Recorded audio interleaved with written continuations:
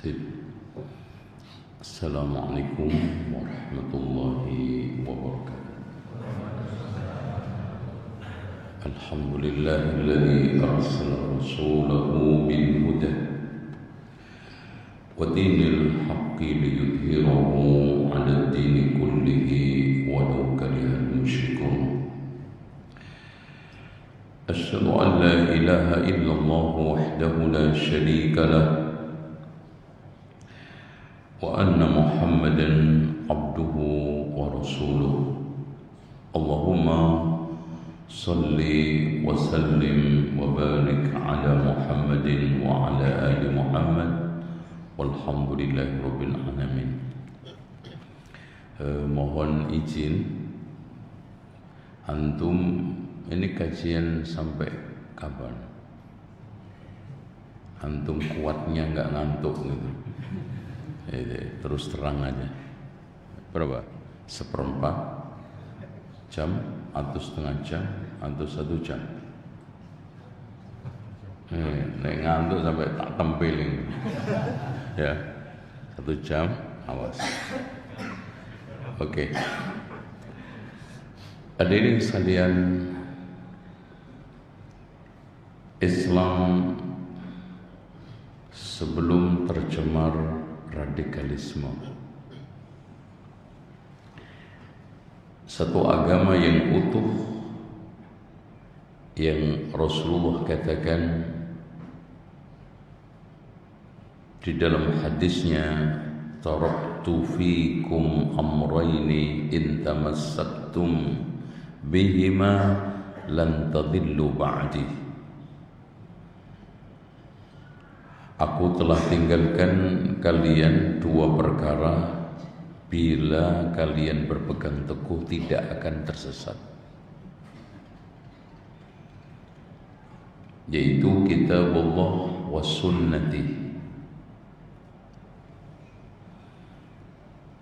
Sehingga format agama itu sempurna. Al-yawma akmaltu lakum dinakum wa atmamtu alaikum ni'mati. Jadi agama itu sempurna, cukup nikmat. Namanya aja nikmat, enggak mungkin mengandung satu bahaya sedikit pun. Nikmat. Contoh aja kopi nikmat. Buat antum bahaya enggak? Enggak. Terus apa lagi? Nasi nikmat, kenikmatan duniawi. Apalagi Allah katakan al-yawma akmaltu. Yang sebelumnya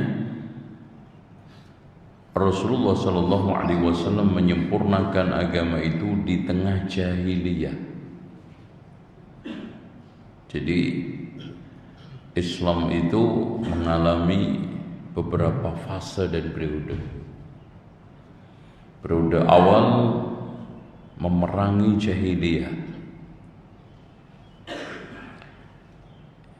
yang orang-orang jahiliyah itu prinsipnya seperti yang dikatakan oleh Allah di dalam surat Az-Zukhruf ayat 22, bal qalu inna wajadna aba'ana ala ummah wa inna ala atharihim muhtadun.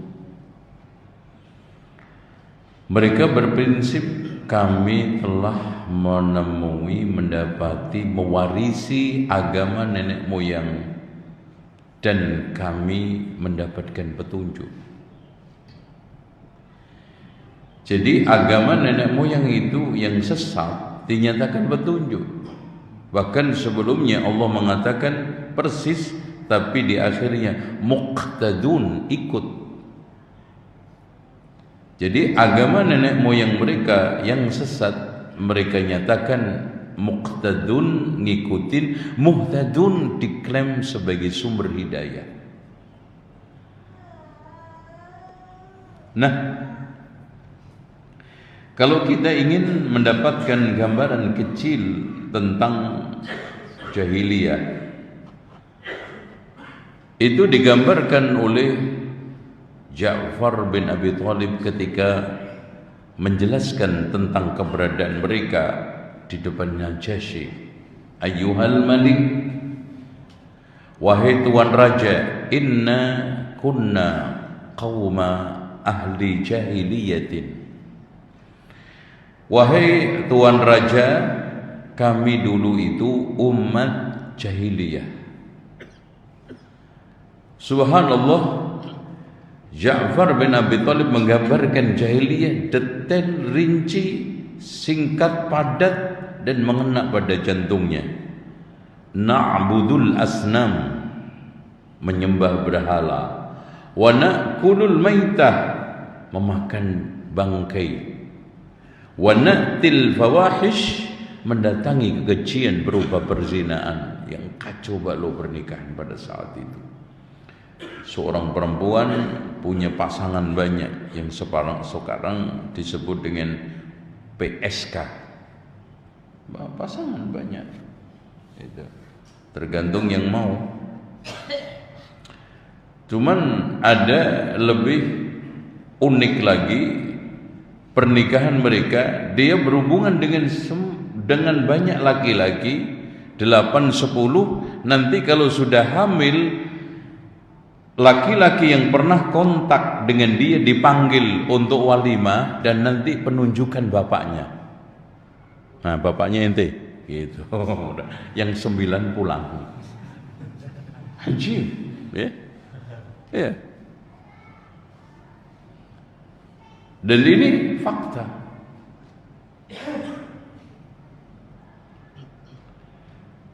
Nah, wa naqta'ur rahim, memutuskan silaturahmi. 4 jahiliyah. Ya. Menyembah berhala. Dan ternyata dari sekalian, meskipun kita tidak bisa mengatakan sekarang itu menyembah berhala, sekarang banyak mereka yang menyembah mirip berhala, yaitu tokoh-tokoh yang dikultuskan, keramatan-keramatan yang diyakini menjadi sumber angker, dan berbagai macam pekuburan. Na'budul asnam wa na'kulul maitah. Kita sadar atau tidak sadar, di pasar itu antum memakan daging-daging itu memang benar disembelih sesuai dengan syariat, apalagi yang impor. Makanya Majelis Ulama Libya mengeluarkan fatwa tegas menolak totalitas seluruh daging impor. Antum bisa menjamin mereka itu menjaga syariat? Enggak, mereka itu menjaga duit. Itu. Semua penyembelihan dengan mesin. Bagaimana mesin baca bismillah? Nah, wa na'til fawahish, lihat. Bahkan kekejian sekarang lebih dahsyat daripada zaman jahiliyah. Coba Majelis ulama yang mengusulkan bahwa pelaku LGBT itu harus dipidana, ternyata yang menolak itu segambreng itu. Dan sekarang tidak sedikit tempat-tempat pelacuran yang itu laki-laki melayani laki-laki. Paham nggak? Ngikuti nggak, Pak? Hah? Antum mengalami nggak di sini? Pertanyaan, antum mengalami nggak? Ya enggak lah. Maksudnya di sini gimana? Di Jawa Timur kondisinya? Itu. Iya, berarti merata. Makanya tidaklah ada satu bencana banjir bah, melainkan karena kesyirikan. Karena apa? Fahisyah. Dimanapun Pak, antum lihat. Hukumannya kaum Nabi Lut, tempatnya dijadikan air sekarang abadi, laut mati. Itu. Nah, memutuskan silaturahmi, fenomena. Bahkan tanda kiamat nanti su'ul jiwar, banyaknya putus silaturahmi antar kerabat. Nah, dalam kondisi jahiliyah seperti itu Rasulullah perbaiki dengan risalahnya, dengan dakwahnya melalui fase Makkiyah selama 10 tahun, selama 13 tahun, kemudian masa Madaniyah 100 tahun, 10 tahun. Dan situlah Allah akhirnya menutup dengan sempurnanya risalah. Kita hanya kewajiban ittiba, tidak perlu menambah dan menguranginya. Makanya puncak kebahagiaan seseorang adalah ketika dia itu ittiba, tunduk, sami'na wa ta'na. Jadi konsep agama itu Pak bukan sami'na wa ngayalna. Konsep agama itu bukan kita berkreasi dan inovasi, tetapi kata Abu Bakar Muhammad ibnu Syihab Az-Zuhri, minallahi ar-risalah. Risalah itu datang dari Allah. Wa 'ala rasulil balagh, nabi itu tugasnya hanya menyampaikan. Wa 'alaina taslim, kita pasrah. Wa ma kana li mu'minin wa la mu'mina وما كان لمؤمن ولا مؤمنة إذا قضى الله ورسوله أمرا أن يكون لهم الخيرة من أمرهم. Tidaklah patut orang mukmin laki perempuan ketika Allah dan Rasulnya memutuskan putusan milih-milih. Jangan seperti Bani Israel, nu'minu bi ba'din wa nakfuru bi ba'din.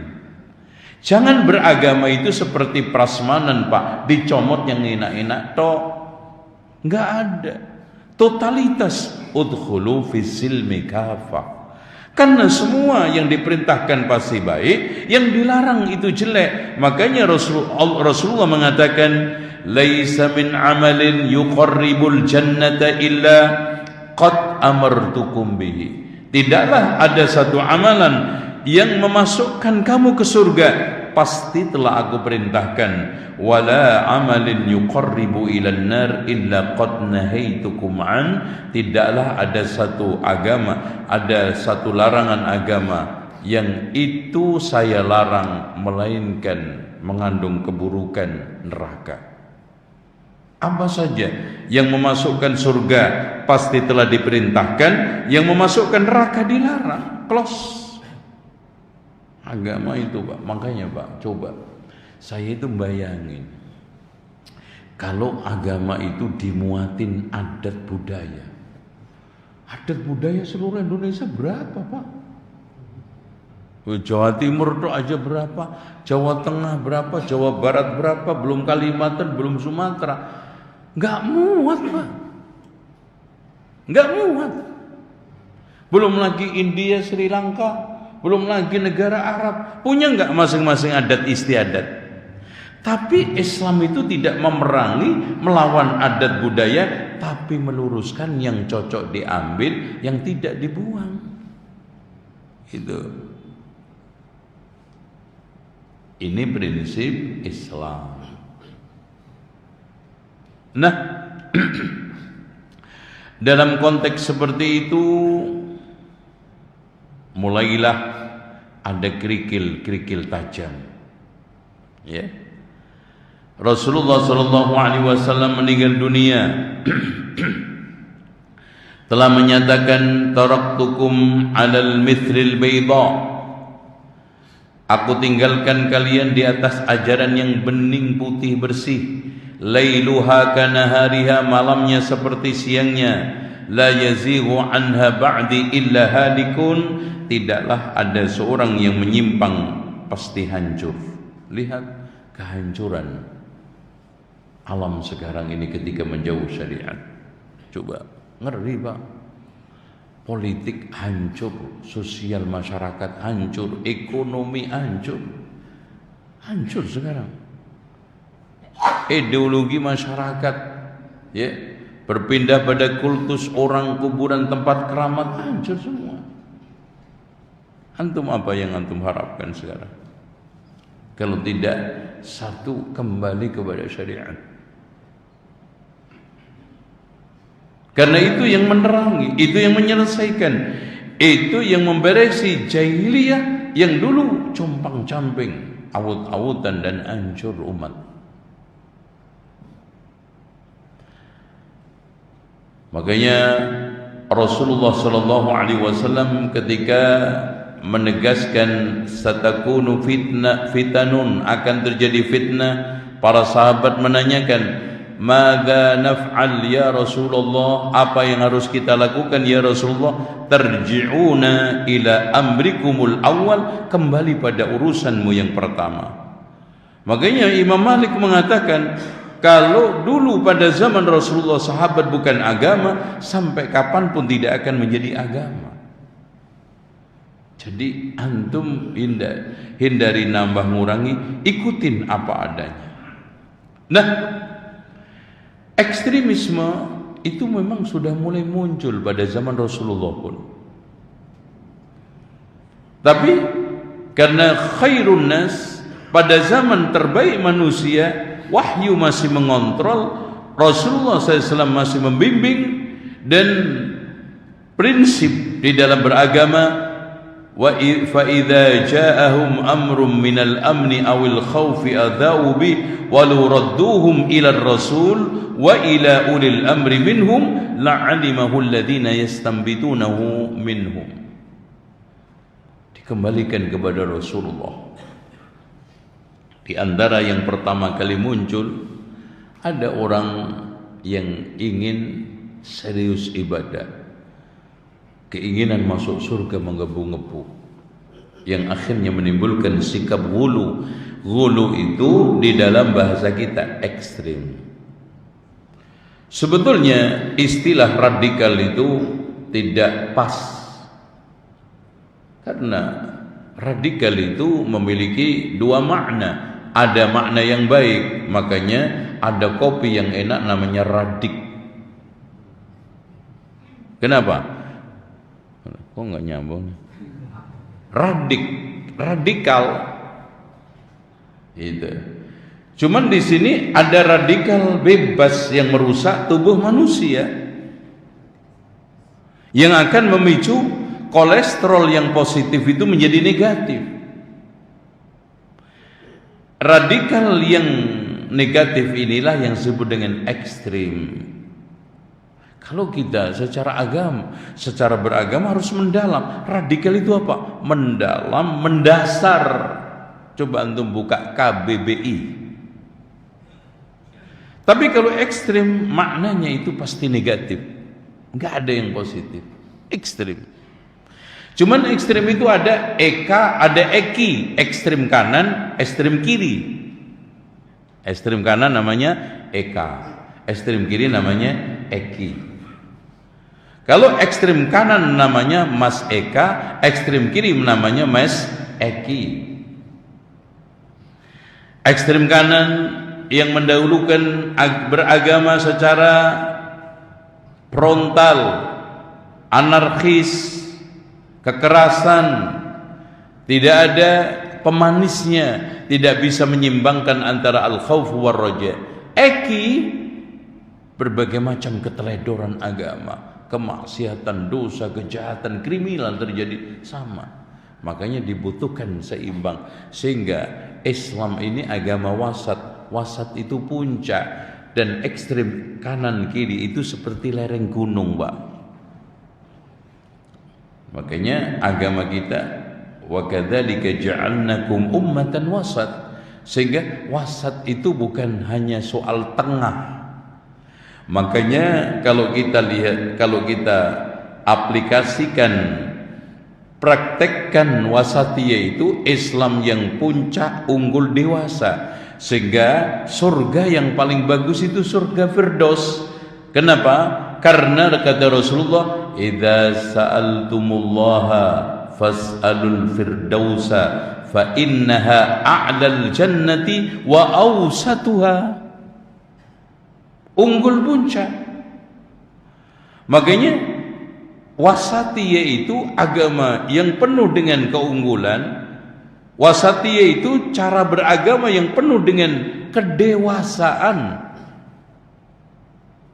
Itu makanya Pak, kalau kita bedah wasatiyah di dalam Al-Quran itu kan Allah hadirkan 4, dan 4-4-nya itu menunjukkan unggul, puncak, hebat. 1, awsat min awsati ma tut'imun wa qala awsatuhum alam aqul lakum laula tusabbihun, bima'na a'daluhum wa khairuhum. Awsat, yang paling adil dan yang paling baik. Terus wusta. Kenapa sholat asar dikatakan wusta? Karena sholat terbaik. Hafidhu 'alas sholawati was sholatil wusta. Wusta. Kemudian wasat. Ya. Wa kadzalika ja'alnakum ummatan wasata, tengah. Nah, yang lebih hebat fawasatna bihi jam'a. Subhanallah. Ada pasukan hebat terlatih, Kopassus, menyerang musuh sampai pada jantung pertahanan musuh, bukan hanya sampai mengobrak-abrik. Fawasatna bihi jam'ah. Masya Allah. Itu kalau nggak pasukan elit nggak mungkin.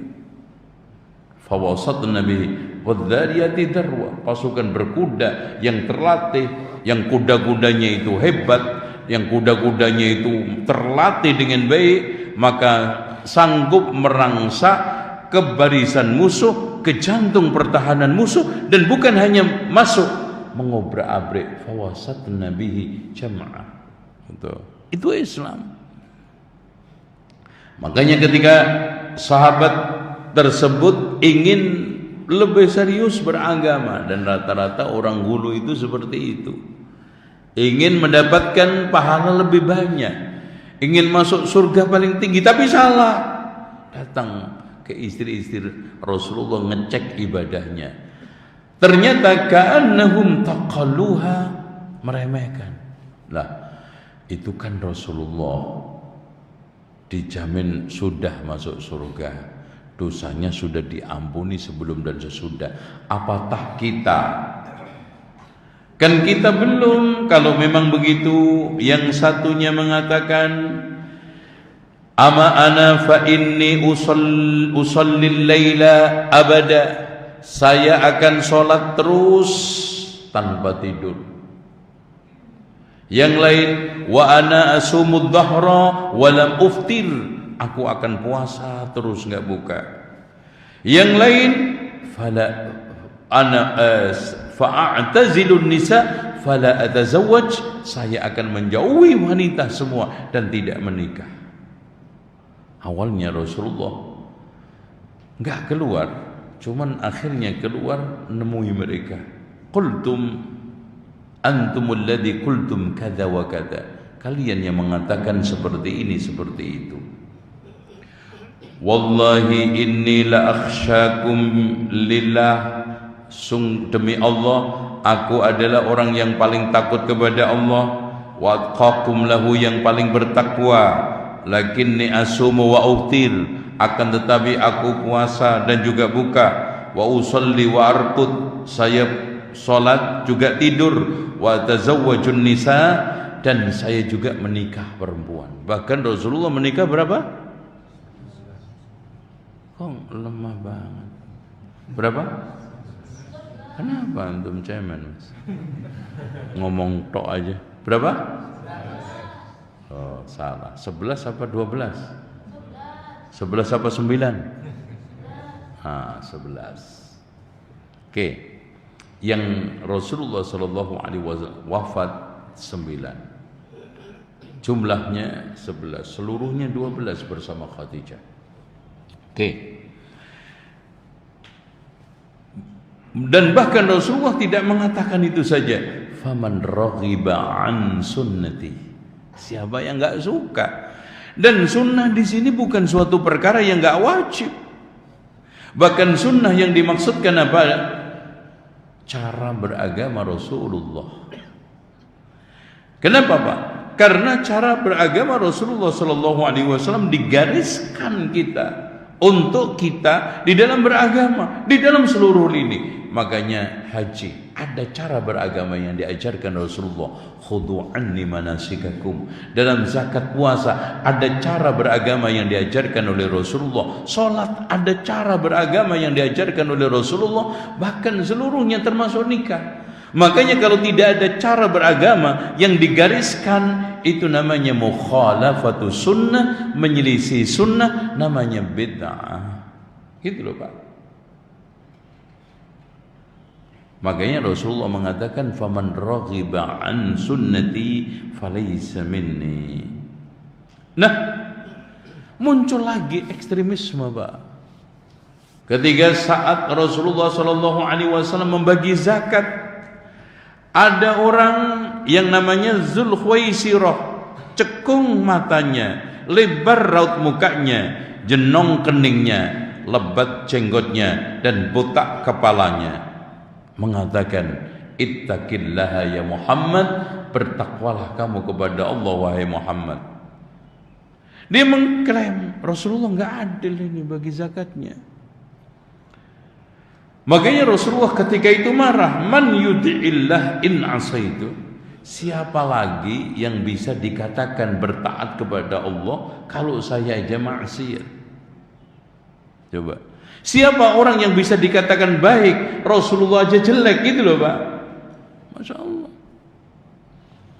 Akhirnya Khalid bin Walid izin sama Rasulullah, ya Rasulullah, boleh nggak saya bunuh dia?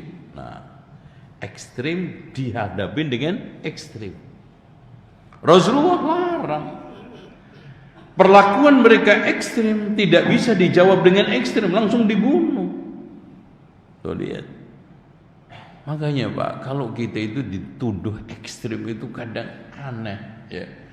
Dong sekarang ketika kita, antum pernah nggak dengar hadis Rasulullah ketika sholat sandalnya ada kotorannya dilempar? Itu ganggu najis di sandal, nggak boleh. Menyingkirkan ada penghalang jalan aja disuruh nyingkirin, apalagi bom. Ya Allah Pak, duri Pak. Itu. Dan sampai hari ini katanya kita itu dituduh takfiri, suka mengkafirkan. Ana tantang, tolong sebutin tokoh Indonesia yang pernah saya kafirkan, saya aja. Atau kita bikinkan lebar semua, tolong sebutin tokoh kiai di Indonesia yang pernah dikafirkan oleh ustadz-ustadz kita, sebutin namanya. Nggak ada Pak. Lu lihat, nggak ada. Lah ada pun kita mengatakan siapa yang melakukan ini kafir, siapa? Lah Allah aja juga mengatakan qul ya ayyuhal kafirun, takfiri. Lam yakunil ladzina kafaru min ahlil kitab wal musyrikin fi nari jahannam khalid. لم يكن الذين كفروا من أهل الكتاب والمشركين منفكين حتى تأتيهم البينة. Umum Pak, itu wajar. Siapa yang melakukan ini kafir, siapa yang melakukan ini fasik, siapa yang melakukan ini haram. Umum, siapa? Takfiri itu nunjuk hidung. Dan ini kita tidak temukan. Karena apa? Karena mengkafirkan orang per orang itu enggak gampang. Makanya Rasulullah SAW mengatakan, man qala li akhihi ya kafir faqad ba'a biha ahaduhuma. Barang siapa yang mengatakan kepada saudaranya si kafir, maka akan kembali kepada salah satunya. Kalau enggak yang memvonis, yang divonis.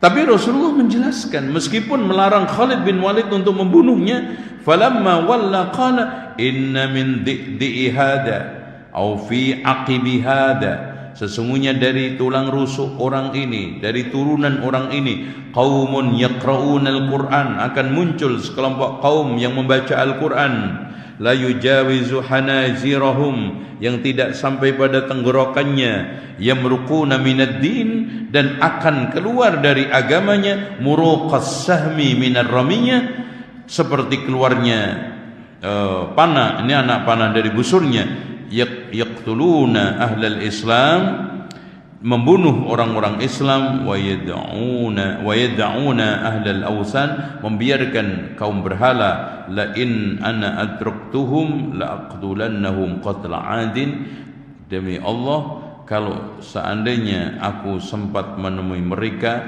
maka aku akan bunuh mereka, akan perangi mereka seperti kaum Ad.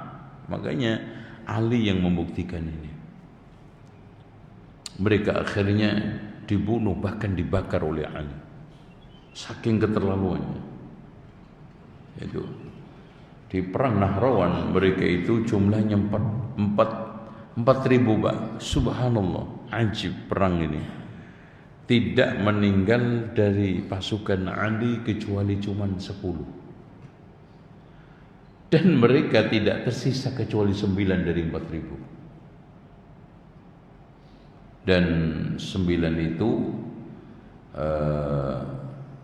2 melarikan diri ke Sajistan, 2 lagi melarikan diri ke Yaman, 2 lagi melarikan diri ke Oman, 2 lagi melarikan diri ke Al-Jazirah, yaitu daerah antara perbatasan Irak dengan Turki. Nah, yang satunya ke Talmuzan.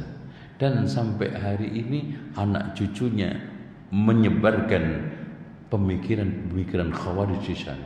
Dan antum lihat, dan bahkan Khawarij di Oman itu menjadi agama resmi. Tokoh-tokohnya masuk mufti, masuk majelis ulama. Itu subhanallah. Ya, itu yang dikatakan oleh Imam Sahrustani. Nah, lagi-lagi Dzulkhuwaisirah melakukan aksi ekstrim. Kali ini mengatakan kepada Rasulullah saat bagi ghanimah yang dianggap tidak adil, "I'dil ya Muhammad," bersikaplah adil wahai Muhammad. Rasulullah marah lagi. Fa innaka lam ta'dil. Setelah dia mengatakan kamu enggak bersikap adil wahai Muhammad. Wailak, celaka kamu. Wa man ya'dil ba'di idza lam adil. Subhanallah.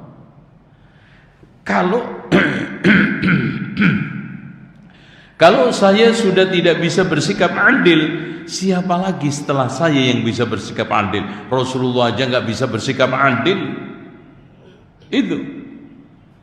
Tapi faqala Umar, ketika itu Umar izin, ya Rasulullah da'ni aqtul adrib unuqa hadzal munafiq. Ya Rasulullah, biarkan saya penggal leher orang ini. Apa kata Rasulullah? Faqala Rasul anna hadza min ashabin, anna hadza fi ashabin aw sihabin lahu. Dia punya sahabat. Masya Allah Pak, memang betul fitnah mereka itu. Kalau dibunuh, sahabatnya muslim, dia juga muslim, dan dia akan bercerita di kalangan mereka yang masih minim Islamnya, masih dasar-dasar Islamnya, bilang Muhammad membunuh temannya sendiri. Coba fitnah. Makanya ngadepin mereka itu sama sekarang, mirip jenggoten, katoknya juga cingkrang. Fitnah. Ya. Orang awam bakal membedakan ini jenggot fulan ajarannya seperti ini jenggot fulan ajaran seperti ini. Yang dilihat orang awam itu cuma 3, batuk belang, jenggot panjang, katok cingkrang, podo. Itu Pak, sama keadaannya Dzulkhuwaisirah pada zaman Rasulullah. Sampai Rasulullah SAW tidak bisa menghukum mereka itu bunuh. Kenapa? Anna hadza fi ashabin. Dia punya teman, punya pendukung yang sama-sama mereknya yaitu Islam, yang sama-sama muslim, dan nanti ketika dia dibunuh, anak buahnya, pengikutnya yang masih dasar-dasar agamanya baru awal masuk Islam akan mengedarkan isu Muhammad membunuh temannya sendiri, Muhammad membunuh umat Islam, Muhammad menghabisi umat Islam. Selesai. Yaqra'unal Qur'an, malah mereka itu baca Al-Qur'annya fasih, tapi la yujawizu taraqihim, tidak sampai tenggorokannya. Yamruquna minad din kama yamruqus sahmu minar ramiyah, mereka itu keluar dari agamanya seperti anak panah keluar dari busurnya. Dan menurut Imam Al-Khattabi, maksudnya keluar dari agama seperti keluarnya anak panah dari busurnya adalah keluar dari ketaatan terhadap pemimpin yang wajib ditaati hingga mereka memberontaknya. Dan itu semua yang terjadi. Tuh. Makanya kadang-kadang aneh, ya, kita itu mengajak seluruh umat untuk mentaati waliul amri, atiullah wa atiur rasul wa ulil amri minkum, mendukung semua program pemerintah. Bahkan hadirin sekalian, ketika muncul ISIS ekstrim, berbagai macam aksi teror, kita bersama mereka, bersama kepolisian, TNI aktif untuk menjelaskan kepada masyarakat. Itu. Bahkan saya ketika muncul ISIS pertama kali itu diundang oleh Pemda DKI untuk memberi penjelasan tentang ISIS kepada seluruh ormas Jabodetabek. Ketika itu Pak Sulistyo Sigit masih kombes, sebelah kanan saya, kiri saya dari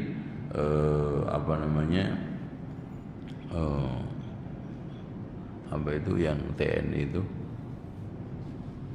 yang apa enggak, yang apa, bukan, belum ada BNPT itu Pak, tahun berapa itu, masih belum ada itu. Udah ada tapi awal-awal itu, dari Pangdam Jaya itu. Kita jelaskan, bahkan PPT saya itu masih ada itu. Begitu juga ketika zaman Pak Badruddin Haiti, kita ditugaskan ke Polda-Polda untuk menjelaskan bahaya ekstremisme, bahaya radikalisme, kemudian berbagai macam gerakan-gerakan yang jelas-jelas ingin mendirikan negara Islam di Indonesia. Kita jelasin akar pemikiran itu kayak apa. Nah, karena memang casingnya mirip itu loh Pak. Nah, makanya kita harus menjelaskan terus bahwa ini tidak benar, itu merupakan tindakan-tindakan yang menyimpang. Dan rata-rata mereka, kata Rasulullah, sayakhruju fi akhir zaman, akan keluar di akhir zaman qaumun khudasaul asnan, sekelompok kaum muda umurnya, anak-anak muda, sufahaul ahlam, ingusan, masih emosional, masih meledak, ini gampang anarkis, ya, darah muda ibaratnya. Yaquluna min khairi qaulil bariyah, mereka membawa dalil-dalil, tapi dalil-dalil tersebut dia tafsirkan sendiri, memiliki pemahaman sendiri. Yaqra'unal Qur'an la yujawizu hanazirahum, mereka membaca Al-Quran tidak sampai pada tenggorokannya. Yamruquna minad din kama yamruqus sahmu minar ramiyah, keluar dari agamanya seperti keluarnya anak panah dari busurnya. Wa idza laqitum faqtuluhum, kalau kalian menemui mereka maka bunuhlah. Fa inna fi qatlihim ajra, karena di dalam membunuh mereka itu ada pahala. Liman qatalahum, bagi orang yang membunuhnya. Indallahi yaumal qiyamah, di sisi Allah di hari kiamat. Ini. Nah, mereka ini awalnya masih sosok yang membawa pemikiran. Kemudian Kelompok tersebut sudah mulai membentuk komunitas.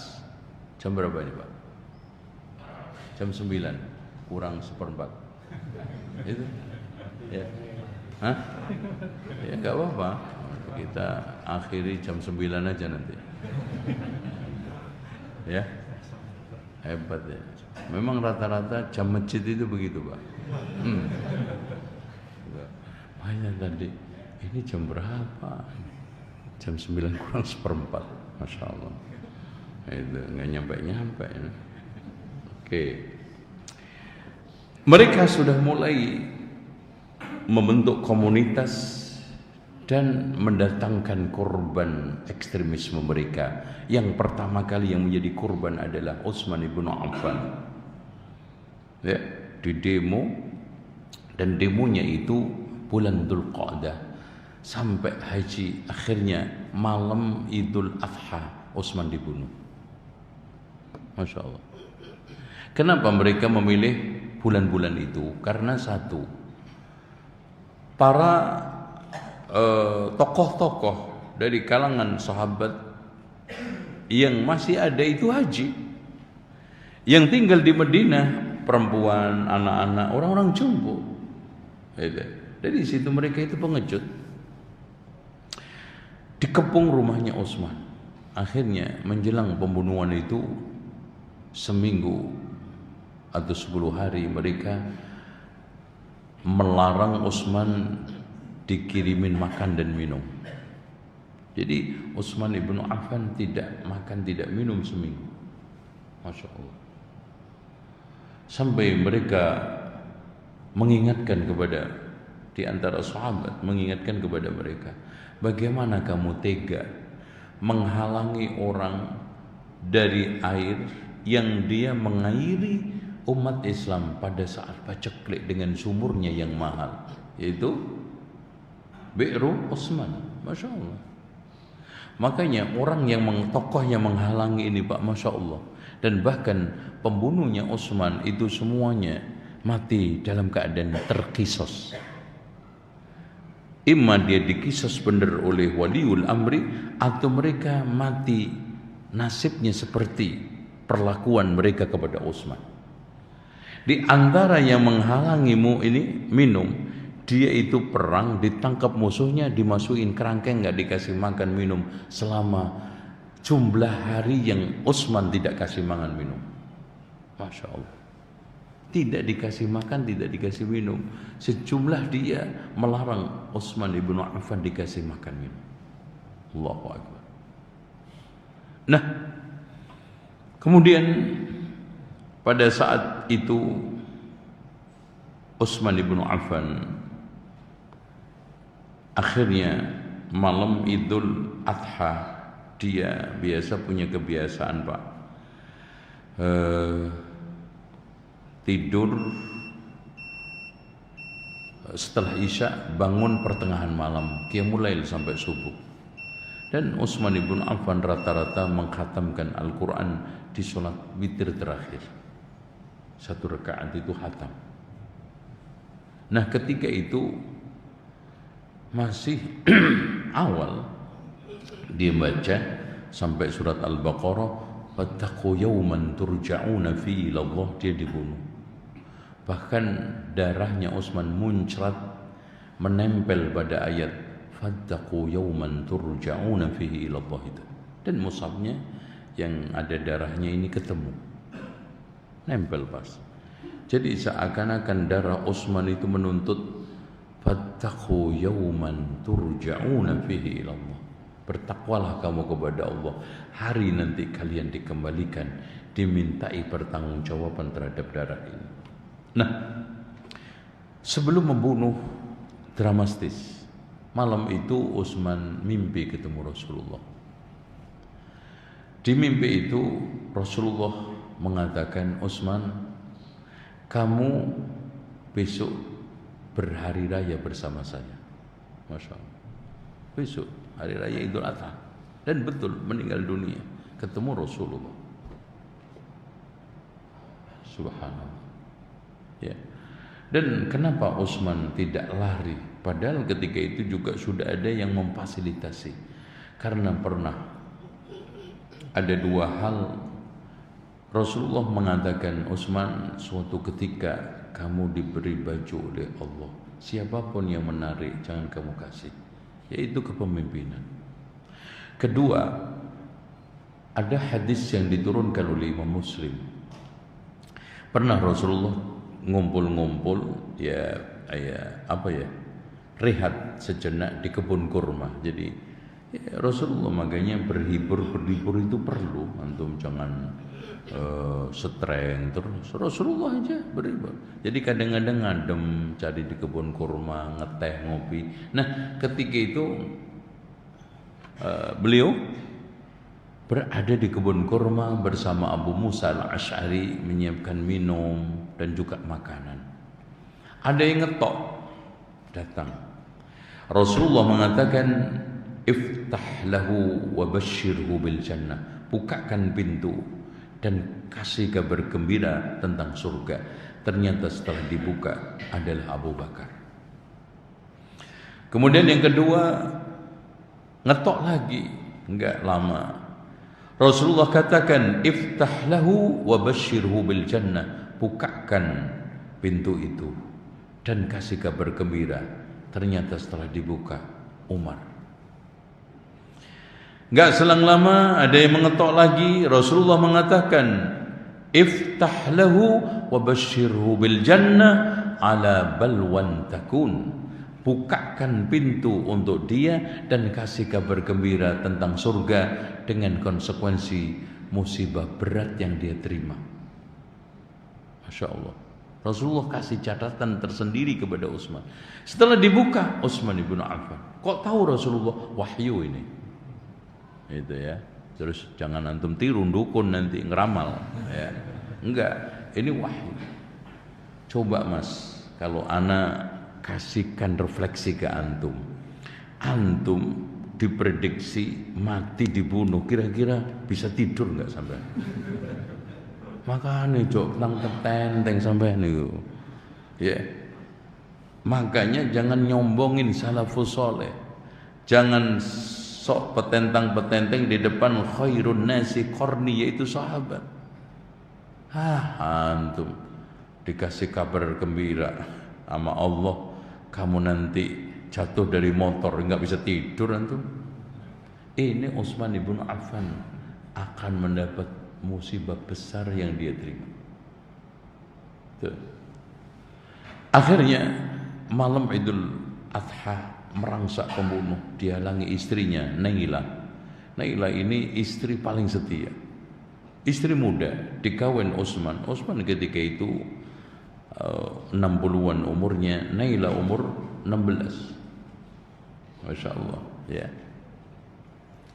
Dan ketika itu Utsman malu ketika saat bulan madu, ya, ketemu istri muda 16 tapi dia tua, kepalanya botak, ya, botak. Akhirnya minder. Tapi subhanallah, ini anak hebat, menghibur, membesarkan suaminya. Wahai Amirul Mukminin, Masya Allah, di kampung kami itu perempuan-perempuan itu bangga kalau punya suami botak. Masya Allah. Padahal nggak bangga juga. Jadi membesarkan coba, Masya Allah. Itu. Akhirnya Utsman pede. Gitu.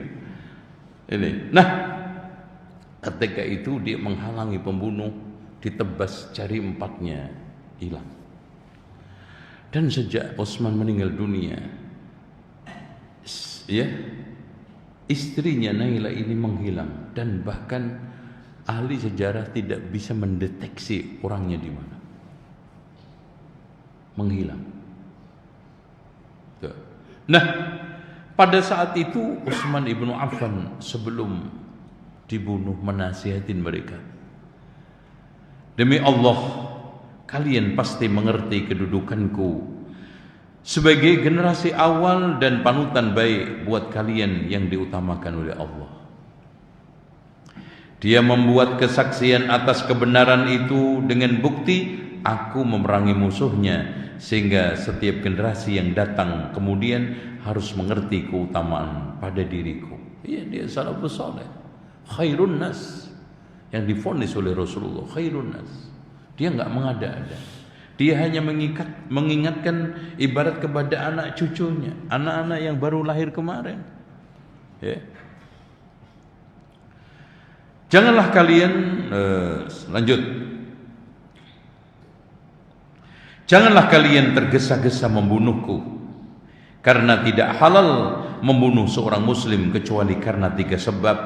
Seorang berzina setelah menikah, seorang yang kufur setelah masuk Islam, atau seorang yang membunuh nyawa tanpa dasar kebenaran sehingga ia dibunuh. Jika kalian membunuhku, berarti kalian telah mengalungkan pedang kalian di leher kalian, dan Allah tidak akan mengangkat hingga hari kiamat. Maka betul, perang terus, nggak pernah berhenti. Ya. Apa yang dikatakan Utsman nggak meleset, perang terus.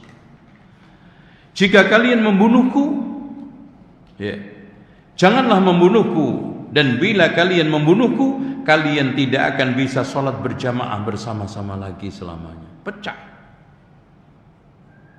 Ya. Dan itu wakil. Muncul masjid yang dibangun Khawarij, masjid yang mengikuti Amirul Mukminin, dan perpecahan terus. Dan perpecahan itu akhirnya di mana-mana berefek pada munculnya tempat ibadah baru, Pak. Ternyata Masya Allah, Utsman ibn Affan radhiyallahu anhu, ucapannya ajib. Dan tidak sedikit orang karena berbeda organisasi aja bikin masjid sendiri, iya enggak? Iya, masjid lagi. Dan itu semuanya indah, mengatakan masjid perjuangan. Itu semua yang baru perjuangan, yang baru perjuangan sampai 6 perjuangan semua. Nah, yang enggak berjuang siapa? Itu, Masya Allah. Kalian tidak akan bisa mendapatkan rampasan perang selamanya. Kenapa? Perang saudara bertubi-tubi setelah wafatnya Utsman. Ya. Dan kalau perang saudara nggak ada ghanimah, dan Allah tidak akan mengangkat perpecahan dari kalian selamanya. Pecah. Bahkan umat itu pecah menjadi 73 golongan, bibitnya di sini. Wallahu a'lam bishawab. Saya kira itu kita buka tanya jawab, ya. Masya Allah, sampai di sini suruknya jam berapa? 5.38. Ya udah, pas lah. Kurang dikit, ya. Kurang 5 menit ya.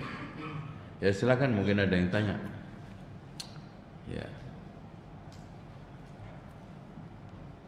Silakan, Pak.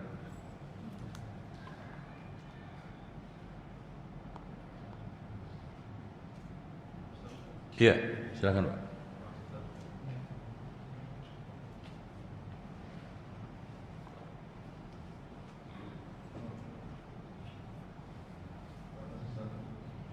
Iya. Terkait hadis itu, terkait dengan hadis khairun nasi faqih, nanti tanya ulama, nanti tanya ulama. Dari situ ada beberapa penjelasan yang mengatakan bahwa generasi umat ini itu yang terbaik adalah generasi 3 generasi awal, kemudian setelahnya itu kebaikan kita harus berkurang, Ustaz. Dan itu apakah kemanusiaan itu mutlak, Ustaz? Dalam artian setiap generasi itu pasti kondisi masyarakat itu semakin buruk. Kalau kita lihat dalam sejarah kan, semisal kepemimpinan dulu sebelum ketika Bani Umayyah itu kan, sebelum Hajjaj bin Yusuf itu kan kondisinya seperti itu. Kemudian setelah itu muncul kebaikan dengan munculnya Umar bin Abdul Aziz, masyarakat itu kan menjadi lebih baik setelah itu. Bagaimana memahami itu? Terima kasih. Jazakumullah. Baik. Hadis ini dijelaskan oleh Imam Al-Bukhari dan Muslim di dalam sahihnya dari Hudzaifah, dan juga di dalam Tarikh Damasqi oleh beliau, dan juga Syekh Albani membuat tag di silsilah hadis sahihah yang lebih lengkap, Rasulullah menggambarkan fase-fase zaman. Yang di antara hadisnya adalah kana nasu yas'aluna Rasulullah SAW 'anil khairi wa kuntu as'aluhu 'anil syarr makhafata ayyudrikani. Manusia bertanya kepada Rasulullah tentang kebaikan, aku saja menanyakan tentang keburukan, khawatir tertimpanya, khawatir menemuinya, khawatir mengalaminya, khawatir terperosok ke dalamnya. Makanya mempelajari keburukan untuk dihindari itu wajib. Ya. Nah, Hudzaifah menanyakan, inna kunna fi jahiliyatin wa syarrin ya Rasulullah, kami dulu hidup dalam keadaan jahiliyah dan buruk. Wa hal ba'da hadha syarr min khairin, apakah setelah keburukan ini ada kebaikan? Na'am. Wa hal ba'da hadzal khairi min syarr, apakah setelah keburukan ini apakah setelah ada kebaikan ini ada keburukan? Na'am. Dan setelah keburukan ini ada enggak kebaikan? Na'am. Wa ma'ahu dakhanun, ada kabutnya. Berarti di sini fase. Itu. Nah, intinya meskipun di sana ada fase-fase gelombang, kondisi keadaan naik turun, tapi secara zaman tetap terbaik dibanding zaman belakangan. Dalam konteks apapun. Itu maksudnya ucapan Rasulullah khairun nasi. Ya enggak mungkin di sana enggak ada orang bermaksiat, enggak mungkin di sana ada orang yang tidak melanggar, enggak mungkin di sana tidak ada orang yang menyimpang, ada. Tetapi secara umum khairun nas. Zaman ini masih banyak yang mengandung kebaikan daripada keburukannya. Coba antum cek aja juga. Dari mulai Rasulullah sampai abad ke-5, 500 tahun. Antum bandingkan rezim yang baik dengan rezim yang buruk, banyakan baiknya. Itu aja. Khairun nas. Antum bandingkan dengan Hajjaj bin Yusuf, yang itu satu rezim. Tapi lihat Rasulullah, Abu Bakar, Umar, Utsman, Ali. Masya Allah. Sampai Umar bin Abdul Aziz. Itu maknanya. Makanya tadi Rasulullah ada kabutnya, tetap ada. Tapi orang per orang, nah ini ada enggak yang lebih baik daripada sahabat? Jadi secara zaman kita clear, sepakat tidak ada zaman baik terbaik kecuali zaman Rasulullah dan sahabat serta tabi'in. Khairun nasi qarni, summa alladziina yalunahum, summa alladziina yalunahum. Tapi secara orang per orang, ada enggak orang yang lebih baik daripada sahabat? Halo? Ada enggak? Yang kenceng tuh, ada enggak? Ada. Ya, gini ada. Yang bilang ada angkat kaki. Angkat tangan, coba angkat tangan yang ada. Ayo, angkat tangan. Loh, enggak berani. Tadi bilang ada. Ya, ada, Masya Allah. Ada lagi? Bagus, ayo. Masya Allah, segini tersesat semua. Ya. Makanya suara mayoritas itu belum tentu baik. Pak, ada siapa di antaranya orang yang dibunuh Dajjal? Rasulullah Shallallahu Alaihi Wasallam mengatakan di dalam hadis, a'zamun nasi syahadatan inda rabbil alamin, dia adalah manusia paling agung yang mati syahid di sisi Allah mutlak. A'zamun nas, Rasulullah tidak memberikan catatan di zaman ini zaman itu. Rasulullah secara mutlak mengatakan a'zamun nasi syahadatan inda rabbil alamin, manusia paling agung mati syahid di sisi Allah yang dibunuh Dajjal itu. Berarti di sini ada a'zamun nas, termasuk sahabat. Tapi dari sisi khairun nas, zaman tidak ada yang bisa mengalahkan. Paham? Jadi untuk menggabungkan hadis ini dengan khairun nas tadi itu, dari sisi zaman tidak ada yang menandingi zaman sahabat dan tabi'in. Tapi orang per orang ada enggak dalam sisi-sisi amal tertentu lebih utama? Ada. Dalam bidang mati syahid, a'zamun nasi syahadatan 'inda rabbil alamin, manusia paling agung mati syahidnya adalah yang dibunuh Dajjal. Masya Allah. Dan itu Masya Allah Pak, kalau kita baca hadisnya itu sangat tragis, sadis dan dramatis. Dibunuh, dihidupkan. Kamu juga masih nggak percaya saya Rob? Saya makin percaya. Benar ucapan Rasulullah, kamu adalah Dajjal laknatullah. Dan gitu, dibunuh lagi. Rasulullah katakan, a'zamun nasi syahadatan 'inda rabbil alamin, rawahu Muslim. Gitu ya Pak ya. Ada lagi?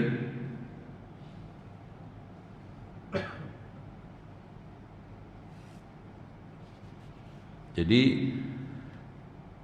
dalam cabang-cabang amal, makanya sama juga nanti kan ada hadis di akhir zaman itu, al-amilu fiha lahu ajruna khamsina rajula. Orang yang mengamalkan sunnah itu mendapatkan pahala 50. Dari kalangan kami apa mereka ya Rasulullah? Minkum, kalian sahabat. Masya Allah. Coba bayangkan, mengamalkan sunnah satu orang mendapatkan pahala 50 sahabat. Min haitsul afrad, dari orang per orang individual. Tapi kalau dari sisi zaman gak ada yang bisa mengalahkan. Khairun nasi qarni thumma alladhina yalunahum. Ada lagi? Udah mentok? Kayaknya wattnya juga udah mulai naik turun ya. Dan insya Allah kita akan berjumpa kembali di kesempatan lain, dan mudah-mudahan apa yang saya sampaikan ini bermanfaat dan Allah jadikan ilmu yang bermanfaat. Subhanakallahumma wa bihamdika asyhadu an la ilaha illa anta astaghfiruka wa atubu ilaik. Wa sallallahu ala Muhammadin wa ala ali Muhammad walhamdulillahi rabbil alamin. Dan saya sarankan tidak pulang kecuali sholat syuruk ya. Dan ini fadilahnya Masya Allah, ka'ajri umratin, dalam lafaz lain ka'ajri hajjatin wa umratin, seperti pahala haji umrah sempurna. Makanya Imam Muhammad Asy-Shinqiti memberikan cara bahwa cara duduk setelah sholat subuh itu tidak bergeming dan tidak batal sampai matahari terbit. Jadi tidak berubah tempat. Alasannya, iya dong, masa orang dapat pahala haji umroh enteng. Itu makanya kalau pindah tempat sudah batal pahalanya itu, dan kalau sudah pindah tempat atau sudah batal wudunya, tidak seperti orang yang mendapatkan dengan cara duduk sampai matahari terbit di tempat dia sholat subuh itu. Paham tuh? Dan ana lebih condong kepada pendapat Syekh Asy-Shinqiti ini dan sahih. Karena apa? Karena memang pahala haji umroh enggak gampang. Gitu. Ka'ajri hajjatin wa umratin. Susah enggak Pak haji? Kaki saya aja enggak sembuh-sembuh ini. Itu gara-gara jalan kemarin. Jalan berapa kilo, lempar jumroh. Ya. Udah begitu kadang-kadang kelempar lagi kan gitu. Dilempar orang dari belakang.